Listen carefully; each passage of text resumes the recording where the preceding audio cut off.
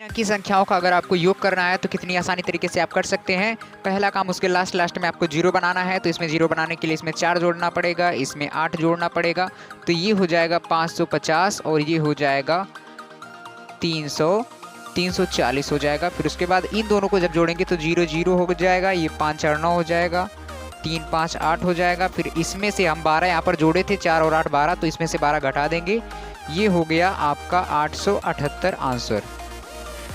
किसी भी विषम संख्या में अगर आपको 5 से गुणा करना है तो पहला काम उस विषम संख्या में से आपको 1 घटा करके उसे सम संख्या बना लेना है, फिर उससे 2 से उसमें भाग देना है, तो जितना आंसर आएगा ये यहाँ पर आपको लिख देना है।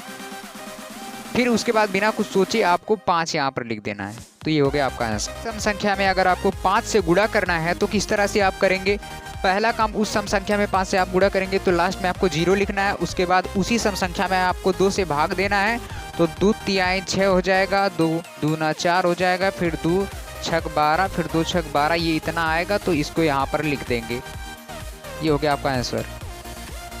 कि किसी भी संख्या में जिसके लास्ट में 5 होगा उसका वर्ग अगर आपको करना होगा तो किस तरह से करेंगे। पहला काम ये जो 5 है बिना कुछ सोचे अंत में आपको 25 लिखना है, फिर 3 है यहाँ पर 35 का वर्ग करना है, तो 3 जो है इसमें 1 जोड़कर फिर इसी से गुणा करना है, तो 4 तिहाई 12 हो जाएगा, तो ये हो गया 1225। इसका आंसर आप बताएं। इस तरह के सवालों को देखिए कैसे हल करते हैं।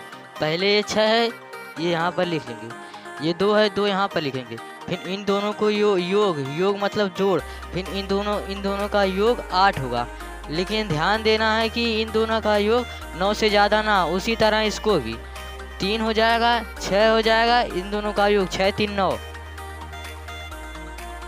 हम लोगों के जोड़ का पुराना तरीका क्या है कि हम लोग पीछे से इसको जोड़ते आते हैं, तो इसको ये आया है 1240। अब हम आगे से आपको जोड़कर दिखाएंगे कि 1240 किस तरह से आएगा। 6 5 11 हो जाएगा, फिर 9 4 13 हो जाएगा, तो इस तरह से आपको लिखना है।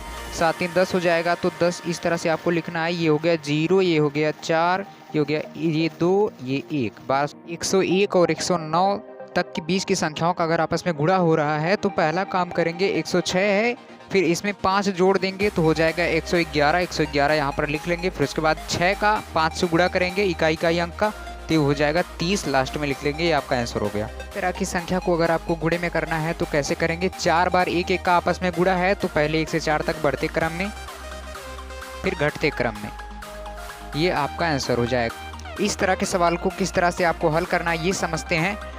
इस तरह से आपको हल करना रहेगा, तो 7 9 63, 63 आपको 6 यहाँ पर, 3 आपको यहाँ पर लिखना है, इसमें से 2 9 को ले लेना है, इसको करना है तो 6 भैया 54 हो जाएगा, यहाँ पर 5, यहाँ पर 4, बीच में से 3 ले लेना है 9।